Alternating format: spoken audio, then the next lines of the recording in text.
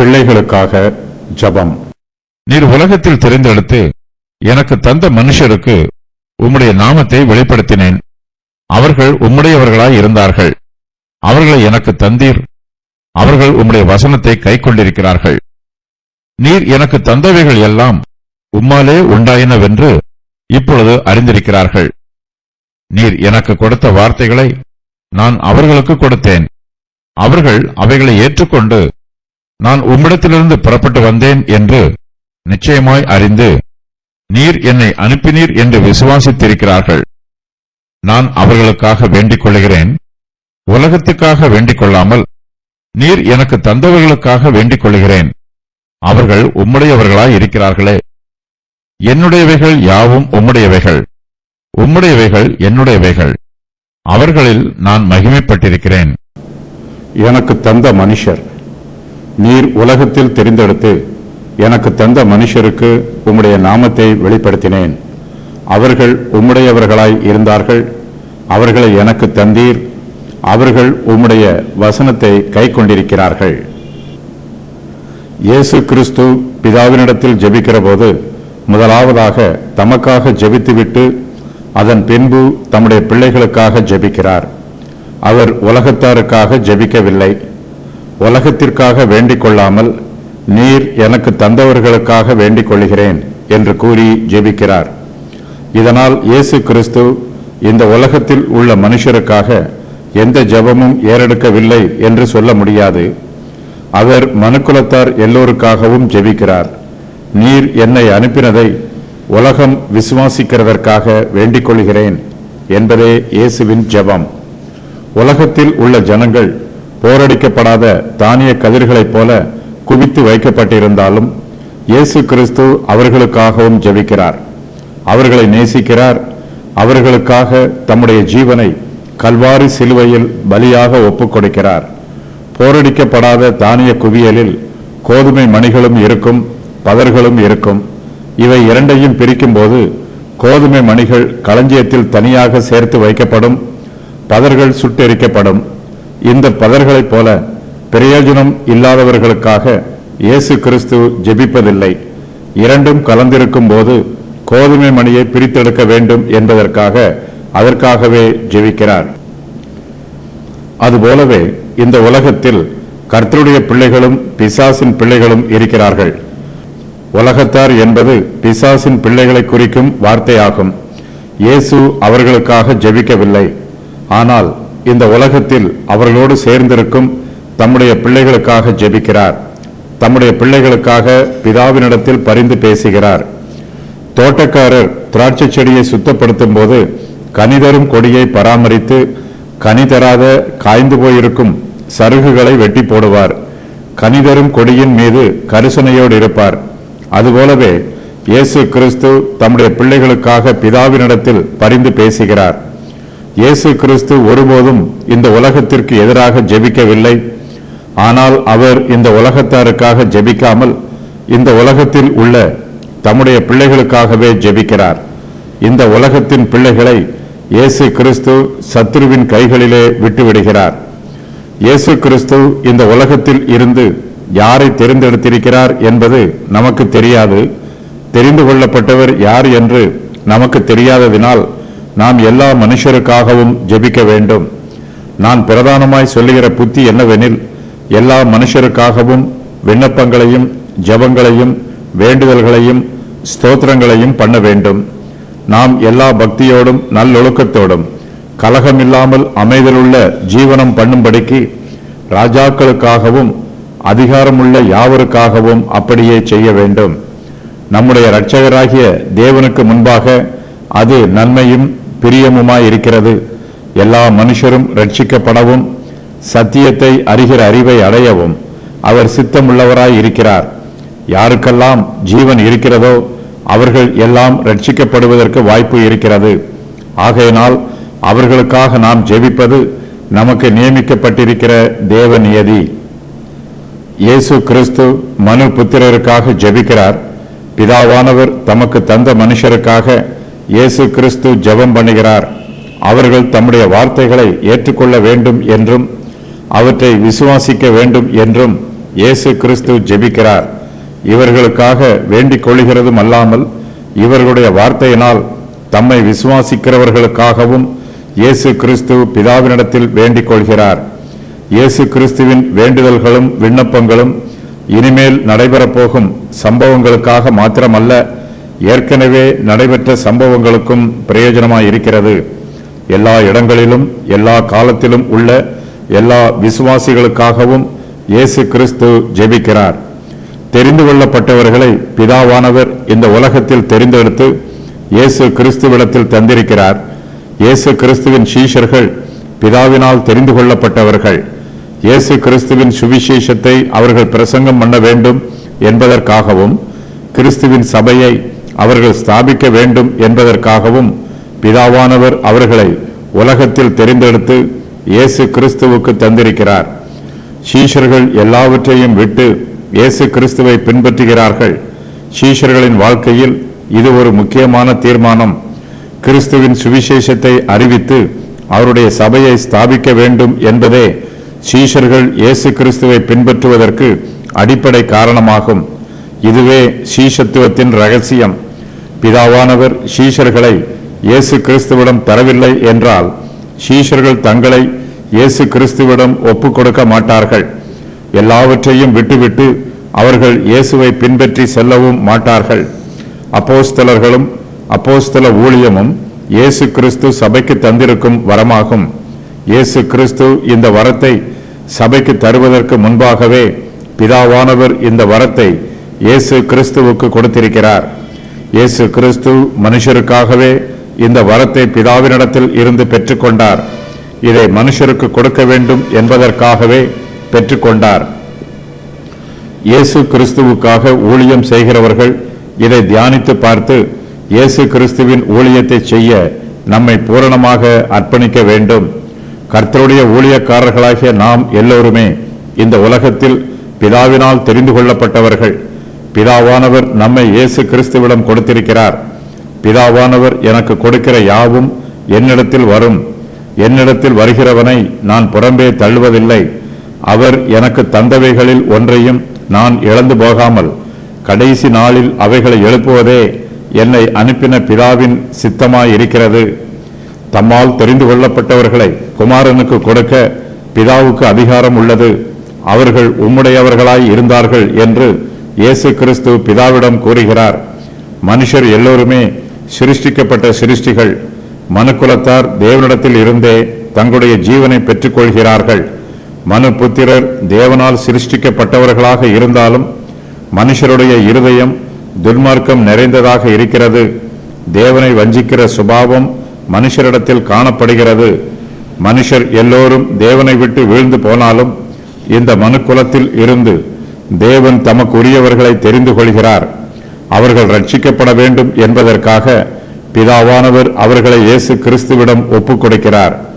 கல்வாரி சிலுவையில் இயேசு கிறிஸ்து சிந்திய இரத்தத்தினால் பிதாவினால் தெரிந்து கொள்ளப்பட்டவர்கள் தங்களுடைய ஆத்தும ரட்சிப்பை பெற்றுக் கொள்கிறார்கள். மனுஷருடைய ரட்சிப்பு இயேசு கிறிஸ்துவின் கிருபாதார பலியினால் உண்டாயிற்று. இது தேவனுடைய சுத்த கிருபை. மனுஷனுடைய சுய முயற்சியினாலோ சுய பக்தியினாலோ ஒருவனும் ரட்சிக்கப்படுவதில்லை. மனுக்குலத்தாரின் ரட்சிப்பு தேவனுடைய கிருபைக்கு எடுத்துக்காட்டாய் இருக்கிறது. ரட்சிக்கப்படுகிறவர்கள் தேவனால் தெரிந்து கொள்ளப்பட்டவர்கள். இவர்கள் தேவனுக்காக வேறு பிரிக்கப்பட்டிருக்கிறார்கள். பிதாவானவர் தமக்கு தந்தவைகள் எல்லாம் அவராலே உண்டாயின என்று இயேசு கிறிஸ்து அறிக்கையிடுகிறார். பிதாவானவர் தமக்கு தந்தவர்கள் எல்லோருமே அவருடையவர்களாய் இருக்கிறார்கள். பிதா அவர்களை கிறிஸ்துவுக்கு தந்தார். பிதாவானவர் தம்மிடத்தில் தந்தவர்களை இயேசு கிறிஸ்து பிதாவினிடத்தில் கொண்டு வருகிறார். அவர்கள் எல்லோருமே பிதாவினுடையவர்களாக இருக்குமாறு இயேசு கிறிஸ்து அவர்களை பிதாவின் சமூகத்தில் ஒப்புக் கொடுக்கிறார்.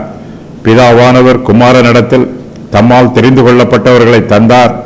ஒரு மேய்ப்பனிடத்தில் ஆடுகளை தருவது போல அவைகளை மேய்ப்பதற்கும் மேய்ச்சலை கண்டடைவதற்கும் பாதுகாப்பதற்கும் பிதாவானவர் தம்மால் தெரிந்து கொள்ளப்பட்டவர்களை குமாரனிடத்தில் கொடுத்திருக்கிறார். குணமடைவதற்காக நோயாளிகளை வைத்தியரிடம் ஒப்புக் கொடுப்பது போலவும் கற்றுக்கொள்ள வேண்டும் என்பதற்காக மாணவர்களை ஆசிரியர்களிடம் ஒப்புக் கொடுக்கப்படுவது போலவும் பிதாவானவர் தம்மால் தெரிந்து கொள்ளப்பட்டவர்களை குமாரனாகிய இயேசு கிறிஸ்துவிடம் ஒப்புக் கொடுத்திருக்கிறார். இந்த உலகத்தில் இருந்து தேவன் நம்மை தமக்கு உரியவர்களாக தெரிந்தெடுப்பது அவருடைய சுத்த கிருபை. தேவனால் தெரிந்து கொள்ளப்பட்டவர்கள் உலகத்தால் அழிந்து போய்விடக் கூடாது, கனி இல்லாதவர்களாக பிரயோஜனமற்ற ஜீவிக்க கூடாது. அவர்கள் இயேசு கிறிஸ்துவின் பாதுகாப்புக்கும் பராமரிப்புக்கும் உட்படுத்தப்பட வேண்டும். அப்போது அவர்களுடைய ஆவிக்குரிய ஜீவியம் கனி கொடுக்கக்கூடியதாக வளம் பெறும். அவர்கள் நிறைவான பலனை தருவார்கள். கர்த்தரோ அவரை நொறுக்க சித்தமாகி அவரை பாடுகளுக்கு உட்படுத்தினார். அவருடைய ஆத்மா தன்னை குற்ற நிவாரண பலியாக ஒப்புக் கொடுக்கும் போது அவர் தமது சந்ததியை கண்டு நீடித்த நாளாயிருப்பார். கர்த்தருக்கு சித்தமானது அவர் கையினால் வாய்க்கும். அவர் தமது ஆத்ம வருத்தத்தின் பலனை கண்டு திருப்தியாவார். என் தாசனாகிய நீதிபரர் தம்மை பற்றும் அறிவினால் அநேகரை நீதிமான்கள் ஆக்குவார். அவர்களுடைய அக்கிரமங்களை தாமே சுமந்து கொள்வார். பிதாவானவர் இந்த உலகத்தில் தெரிந்தெடுத்து தம்மிடத்தில் தந்தவர்களிடம் இயேசு கிறிஸ்து பிதாவின் வசனத்தை உபதேசம் பண்ணும் ஊழியத்தை பொறுப்பேற்றுக் கொள்கிறார். நீர் எனக்கு கொடுத்த வார்த்தைகளை நான் அவர்களுக்கு கொடுத்தேன். இதுவே இயேசு கிறிஸ்துவினுடைய உபதேசத்தின் பிரதான திட்டமாகும். தேவனுடைய நாமத்தை பிரஸ்தாபம் பண்ணுவதே கிறிஸ்துவின் உபதேசம். தேவனுடைய நாமத்தை ஜனங்களுக்கு அறிவிக்க வேண்டும். அவருடைய வசனத்தை ஜனங்களுக்கு சொல்ல வேண்டும். அவர்கள் அவற்றை ஏற்றுக்கொண்டு தேவன் மீது இன்னும் அதிகமாய் அன்பு கூற வேண்டும். தேவனை இன்னும் அதிகமாய் ஆராதிக்க வேண்டும். இதுவே கிறிஸ்துவின் சித்தம். பிதாவானவர் தமக்கு கொடுத்த ஊழியத்தை இயேசு கிறிஸ்து முழுமையாக நிறைவேற்றி இருக்கிறார். அவர் தமக்கு தந்த மனுஷருக்கு பிதாவின் நாமத்தை வெளிப்படுத்தி இருக்கிறார். இயேசு கிறிஸ்துவின் உபதேசத்தில் விசுவாசம் நிரம்பி இருக்கிறது.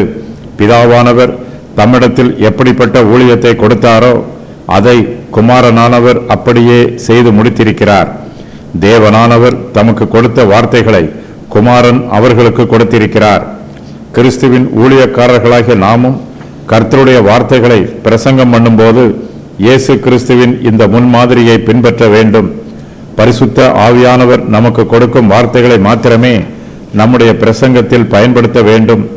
நம்முடைய பிரசங்கத்தின் முக்கியமான பகுதி தேவனுடைய நாமத்தை வெளிப்படுத்துவதாகவே இருக்க வேண்டும்.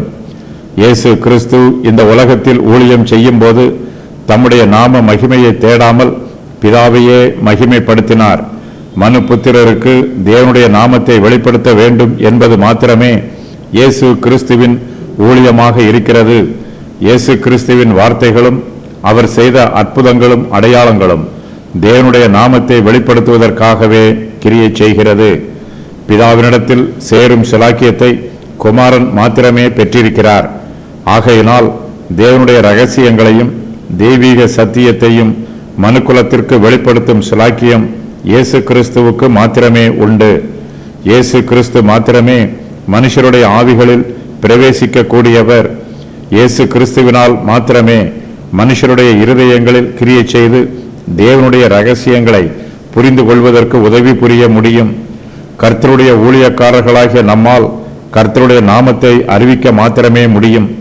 ஆனால் இயேசு கிறிஸ்துவால் மாத்திரமே அந்த நாமத்தை வெளிப்படுத்தவும் முடியும்.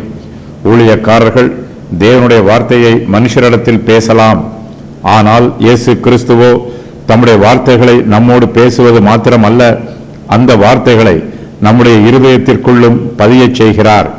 மெய்யாகவே பிதாவானவர் இந்த உலகத்தில் தெரிந்தெடுத்து தமக்கு தந்த மனுஷர் எல்லோருக்கும் இயேசு கிறிஸ்து அவருடைய நாமத்தை சீக்கிரமாய் வெளிப்படுத்துவார்.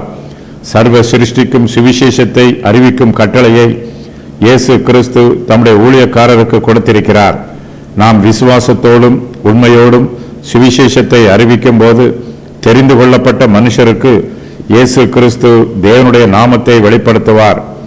இயேசு கிறிஸ்து தமக்கு தந்த மனுஷர் என்று இங்கு குறிப்பிடுவது 12 சீஷர்களை மட்டும் என்று இல்லாமல் 20 சீஷர்களையும் அவர்களோடு சேர்ந்து இயேசு கிறிஸ்துவிடம் வந்து அவரை விசுவாசித்த அனைவரையும் குறிக்கும்.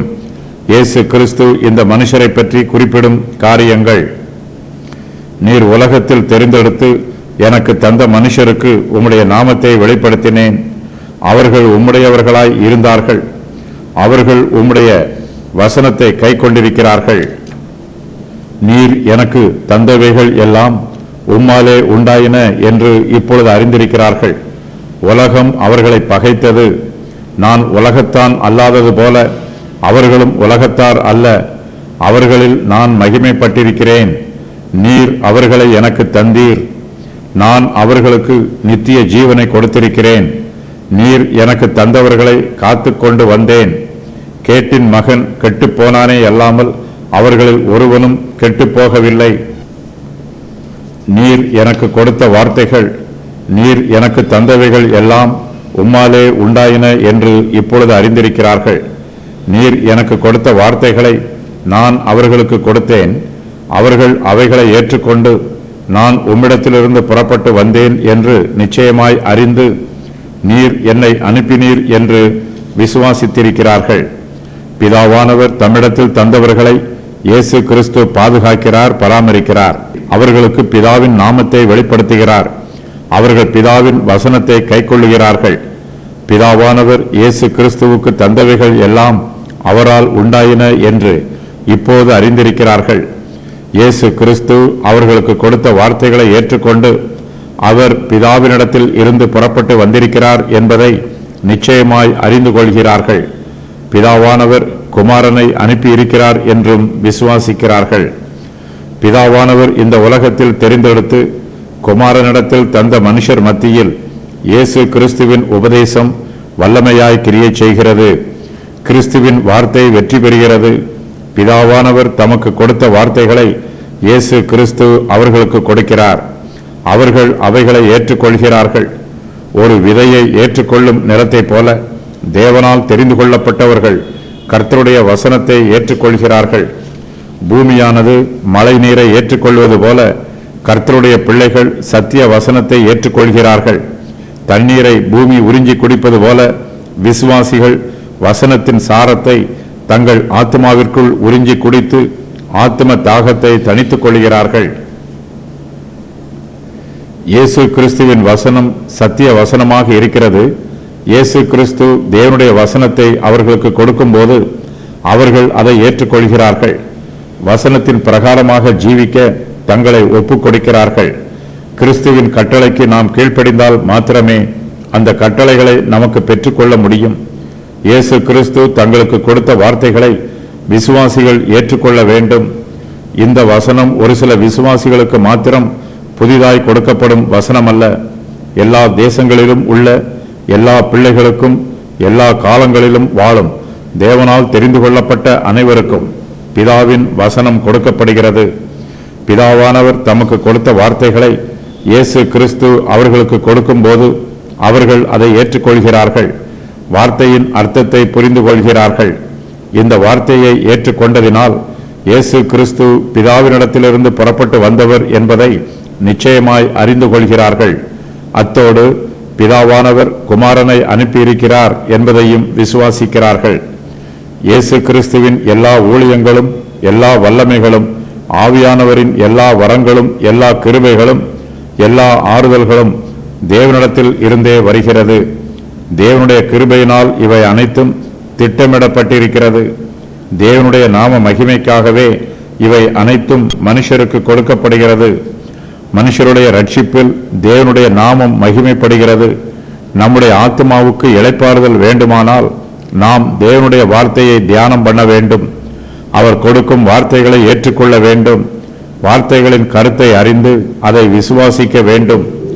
நாம் நீதிமான்களாக இருக்க வேண்டும் என்பது தேவனுடைய சித்தமாய் இருக்கிறபடியினால் தேவன் நிச்சயமாகவே நம்மை நீதிமானாக்குவார். தேவனுடைய சுபாவம் கிருபை நிறைந்ததாக இருக்கிறபடியினால் அவர் நிச்சயமாகவே நம்மை பரிசுத்தப்படுத்துவார். தேவனால் தெரிந்து கொள்ளப்பட்டவர்கள் தேவனுடைய வார்த்தையை கேட்டு அதை விசுவாசித்து அதை உறுதியோடு ஏற்றுக்கொள்கிறார்கள். இயேசு கிறிஸ்து தேவனிடத்தில் இருந்து புறப்பட்டு வந்தவர் என்பதை நிச்சயமாய் அறிந்து கொள்கிறார்கள். நாம் விசுவாசிப்பது என்ன என்பதை நாம் நிச்சயமாக அறிந்து கொள்ள வேண்டும்.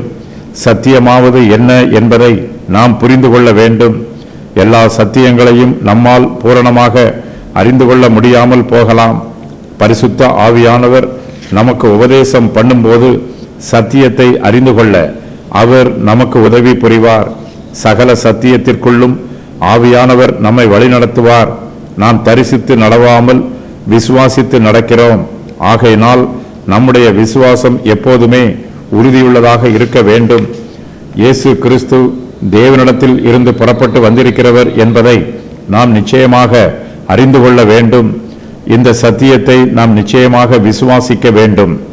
இயேசு கிறிஸ்து தேவனிடத்தில் இருந்து புறப்பட்டு வந்திருக்கிறார் என்பதை நாம் நிச்சயமாக அறிந்து கொண்டு தேவன் அவரை அனுப்பியிருக்கிறார் என்பதை நாம் விசுவாசிக்கும் போது அவருடைய உபதேசங்களை எல்லாம் நாம் தெய்வீக சத்தியங்களாக ஏற்றுக்கொள்வோம். இயேசு கிறிஸ்து கொடுக்கும் வாக்குத்தத்தங்கள் எல்லாம் நிறைவேறும் என்பதற்கு தெய்வத்துவமே அச்சாரமாக இருக்கிறது. இயேசு கிறிஸ்து பிதாவினிடத்தில் ஜனங்களுக்காக ஜெபிக்கும் போது அவர் மிகுந்த சந்தோஷத்தோடு ஜெபிக்கிறார். ஒவ்வொரு வார்த்தையிலும் பிதாவை மகிமைப்படுத்துகிறார். பிதாவின் ஊழியத்தை மனுஷர் மத்தியில் செய்து முடித்திருப்பதாக அறிக்கை செய்கிறார். தேவனுடைய நாமம் இதனால் மகிமைப்படுவதைக் கண்டு இயேசு கிறிஸ்து சந்தோஷப்படுகிறார். நம்முடைய கர்த்தரும் ஆண்டவருமாகிய இயேசு கிறிஸ்து மிகுந்த சந்தோஷத்தோடு பிதாவினிடத்தில் ஜெபிப்பது போல நாமும் ஜெபிக்க வேண்டும். மனுஷருடைய விசுவாசத்தை இயேசு கிறிஸ்து அங்கீகரிக்கிறார். நம்முடைய விசுவாசத்தில் சில குறைகள் காணப்படலாம். ஆனாலும் குறைகளை அதிகமாக பார்க்காமல், நம்முடைய பலவீனங்களுக்கு முக்கியத்துவம் கொடுக்காமல் ஜனங்கள் வார்த்தைகளை ஏற்றுக்கொள்கிறார்கள் என்றும் அவர்கள் நிச்சயமாய் அறிந்து கொள்கிறார்கள் என்றும் அவர்கள் வார்த்தையை விசுவாசிக்கிறார்கள் என்றும் இயேசு கிறிஸ்து பிதாவினிடத்தில் மனுஷரை குறித்து சாட்சி கொடுக்கிறார். பிதாவாகிய தேவனிடத்தில் இயேசு கிறிஸ்து நமக்காக பரிந்து பேசுகிறார். பிதாவானவர் தமக்கு தந்த மனுஷருக்காக இயேசு கிறிஸ்து அவரிடத்தில் வேண்டிக் கொள்கிறார். இயேசு கிறிஸ்துவின் வார்த்தைகளை யாரெல்லாம் ஏற்றுக்கொண்டு அவர் பிதாவினிடத்தில் இருந்து புறப்பட்டு வந்திருக்கிறவர் என்பதை நிச்சயமாய் அறிந்து கொண்டு பிதாவானவர் அவரை அனுப்பியிருக்கிறார் என்று விசுவாசிக்கிறார்களோ அவர்கள் எல்லோருக்காகவும் இயேசு கிறிஸ்து பிதாவினிடத்தில் பரிந்து பேசி ஜெபிக்கிறார். அவர்கள் உம்முடையவர்கள், நான் அவர்களுக்காக வேண்டிக் கொள்கிறேன். உலகத்துக்காக வேண்டிக் கொள்ளாமல் நீர் எனக்கு தந்தவர்களுக்காக வேண்டிக் கொள்கிறேன். அவர்கள் உம்முடையவர்களாய் இருக்கிறார்களே. என்னுடையவைகள் யாவும் உம்முடையவைகள், உம்முடையவைகள் என்னுடையவைகள். அவர்களில் நான் மகிமைப்பட்டிருக்கிறேன். இயேசு கிறிஸ்து தம்முடைய சீஷர்களுக்காக பிதாவினிடத்தில் விசேஷமாக வேண்டிக் கொள்கிறார். அவர்கள் உம்முடையவர்களாய் இருக்கிறார்கள் என்று கூறி ஜெபிக்கிறார். பிதாவானவர் இந்த உலகத்தில் தமக்கு உரியவர்களை தெரிந்தெடுத்து இயேசு கிறிஸ்துவினிடத்தில் தந்திருக்கிறார். அவர்கள் இப்போது இயேசு கிறிஸ்துவின் உபதேசத்திலும் பாதுகாப்பிலும் பராமரிப்பிலும் இருக்கிறார்கள். பிதாவானவர் தம்மிடத்தில் தந்தவர்களை இயேசு கிறிஸ்து மீட்டுக் கொள்கிறார். நம்மை அவர் தமக்காக மீட்டுக் கொள்ளாமல் தேவனுக்காகவே மீட்டுக் கொள்கிறார். இயேசு கிறிஸ்து தம்முடைய ஜெபத்தில் அவர்கள் உம்முடையவர்களாய் இருக்கிறார்கள் என்று கூறி ஜெபித்து தம்முடைய சீஷர்களை பிதாவின் கரத்தில் ஒப்புக் கொடுக்கிறார். நாமும் தேவனிடத்தில் ஜெபிக்கும் போது நான் உம்முடையவனாய் இருக்கிறேன், என்னை ரட்சித்துக் கொள்ளும் என்று கூறி ஜெபிக்க வேண்டும். நாம் மற்றவர்களுக்காக ஜெபிக்கும் போது அவர்கள் உம்முடையவர்களாய் இருக்கிறார்கள், அவர்களை ரட்சித்துக் கொள்ளும் என்று கூறி ஜெபம் பண்ண வேண்டும். தேவன் நம்மை பாதுகாக்கவில்லை என்றால் சாத்தான் நம்மை அபகரித்துக் கொள்ளுவான். நாம் இந்த உலகத்தில் சிக்கி உலகத்தாரை போல மாறிவிடுவோம். ஆகையினால் தேவனிடத்தில் நாம் ஜெபிக்கும் போது நான் உம்முடையவன், என்னை காத்துக்கொள்ளும் என்று கூறி ஜெபிக்க வேண்டும். நம்மை தேவனிடத்தில் ஒப்புக் கொடுக்கும் போது தேவன் தம்முடையவர்களை காத்துக்கொள்கிறார். இயேசு கிறிஸ்து பிதாவினிடத்தில் வேண்டிக் கொள்கிற போது நீர் எனக்கு தந்தவர்களுக்காக வேண்டிக் கொள்கிறேன், அவர்கள் உம்முடையவர்களாய் இருக்கிறார்களே என்று கூறி ஜெபிக்கிறார். இவ்வாறு வேண்டிக் கொள்வதற்கு ஒரு ஆதாரம் உள்ளது. இயேசு கிறிஸ்து பிதாவினிடத்தில் ஜெபிக்கும் போது என்னுடையவைகள் யாவும் உம்முடையவைகள், உம்முடையவைகள் என்னுடையவைகள் என்று கூறுகிறார். இயேசு கிறிஸ்துவின் இருதயத்தில் இந்த சிந்தையே இருக்கிறது. ஆகையினால்தான் இயேசு கிறிஸ்து தம்முடைய சீஷருக்காக ஜெபிக்கிற போது அவர்கள் உம்முடையவர்களாய் இருக்கிறார்கள் என்று பிதாவினிடத்தில் சொல்லுகிறார். இயேசு கிறிஸ்து கூறும் வாக்கியத்தின் மூலமாக பிதாவும் குமாரனும் ஒன்றாய் இருக்கிறார்கள் என்னும் சத்தியம் உறுதி பண்ணப்படுகிறது. இருவருக்கும் ஒரே சாரமும் ஒரே நோக்கமும் இருக்கிறது. சிருஷ்டிகராகிய பிதாவானவர் தம்முடைய சிருஷ்டிகளை குமாரனிடத்தில் ஒப்புக் கொடுத்திருக்கிறார். சகலமும் என் பிதாவினால் எனக்கு ஒப்புக் கொடுக்கப்பட்டிருக்கிறது என்று இயேசு கிறிஸ்து அறிக்கை செய்கிறார். சகலமும் இயேசு கிறிஸ்துவின் பாதபடியில் ஒப்புக் கொடுக்கப்பட்டிருக்கிறது. இயேசு கிறிஸ்து தம்முடைய பிதாவின் சித்தத்தின் பிரகாரமாக மனுக்குலத்தை மீட்கும் ஊழியத்தை செய்கிறார். மனுக்குலத்தை ரட்சிப்பதற்காக இயேசு கிறிஸ்து தம்முடைய இரத்தத்தையே மீட்பின் கிரயமாக செலுத்தினார். இந்த கிரயத்தினால் வரும் எல்லா சகாயங்களையும் பிதாவினிடத்தில் ஒப்புக் கொடுக்கிறார். இயேசு கிறிஸ்துவின் வார்த்தையும் செயலும் பிதாவை மகிமைப்படுத்துகிறது. ஆகையினால் என்னுடையவைகள் யாவும் உம்முடையவைகள் என்று சொல்லி தம்முடைய இரத்தத்தினால் கழுவப்பட்டு சுத்திகரிக்கப்பட்டு ரட்சிக்கப்பட்டுள்ள எல்லோரையும் இயேசு கிறிஸ்து தம்முடைய பிதாவின் கையில் ஒப்புக் கொடுக்கிறார். இயேசு கிறிஸ்து யாரையும் தமக்காக ரட்சிக்கவில்லை. தம்மால் ரட்சிக்கப்பட்டவர்களை அவர் தமக்கு சொந்தமாக்கி கொள்ளவில்லை. இயேசு கிறிஸ்து ரட்சிக்கப்பட்டவர்கள் ஒவ்வொருவரையும் பிதாவின் ஊழியத்திற்காக அர்ப்பணிக்கிறார். இயேசு கிறிஸ்துவின் சிந்தையே நம்மிடத்திலும் காணப்பட வேண்டும். இயேசு கிறிஸ்துவை போலவே நாமும் ஜெபிக்க வேண்டும். நம்முடைய ஜெபத்தில் என்னுடையவைகள் யாவும் உம்முடையவைகள் என்னும் வார்த்தை வெளிப்பட வேண்டும். இந்த ஜெபத்தை நாம் ஏறெடுத்து நம்முடையவைகள் அனைத்தையும் தேவனுடைய பாதவடியில் அர்ப்பணிக்க வேண்டும். நம்முடையவைகள் அனைத்தையும் தேவனுடைய ஊழியத்திற்காக பயன்படுத்த வேண்டும். ஆண்டவரே, என்னுடையவைகள் யாவும் உம்முடையவைகள், ஆகையினால் என்னிடத்தில் உள்ளவைகள் யாவும் நீர் காத்துக்கொள்ளும் என்று நாம் தேவனிடத்தில் ஜெபிக்க வேண்டும். இயேசு கிறிஸ்து தம்முடையவைகளை பற்றிய கரிசனையோடு இருக்கிறார். அவர்களில் நான் மகிமைப்பட்டிருக்கிறேன் என்று இயேசு கிறிஸ்து கூறுகிறார். இயேசு கிறிஸ்துவுக்கு இந்த உலகத்தில் பூரண மகிமை உண்டாகவில்லை, சிறிது மகிமை மாத்திரமே உண்டாயிற்று. இயேசுவுக்கு இந்த மகிமையும் அவருடைய சீஷர்கள் மத்தியிலே உண்டாயிற்று. ஆகையினால் இயேசு கிறிஸ்து அவர்களுக்காக வேண்டிக் கொள்கிறார். தாம் அவர்களில் மகிமைப்படுவதாக இயேசு கூறுகிறார். அவர்கள் இயேசு கிறிஸ்துவின் நாமத்தை சுமந்து கொள்கிறார்கள். அவர்களில் இயேசு கிறிஸ்துவுக்கு மகிமை உண்டாயிருக்கிறது. இயேசு கிறிஸ்து அவர்களில் மகிமைப்படுகிறார்.